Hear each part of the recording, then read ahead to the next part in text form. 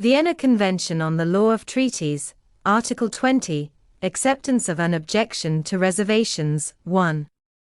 A reservation expressly authorized by a treaty does not require any subsequent acceptance by the other contracting states unless the treaty so provides. 2.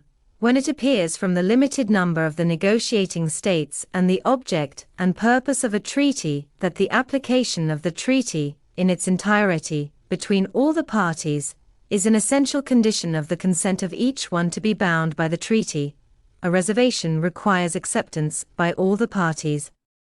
3. When a treaty is a constituent instrument of an international organization, and unless it otherwise provides, a reservation requires the acceptance of the competent organ of that organization. 4. In cases not falling under the preceding paragraphs, and unless the treaty otherwise provides. A. Acceptance by another contracting state of a reservation constitutes the reserving state a party to the treaty in relation to that other state if, or when the treaty is in force for those states.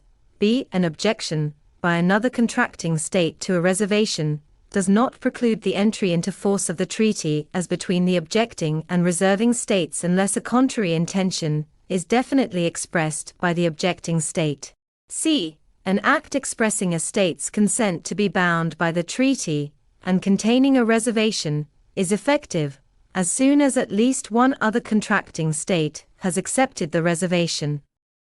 5. For the purposes of paragraphs 2 and 4 and unless the treaty otherwise provides, a reservation is considered to have been accepted by a state if it shall have raised no objection to the reservation by the end of a period of 12 months after it was notified of the reservation, or by the date on which it expressed its consent to be bound by the treaty, whichever is later.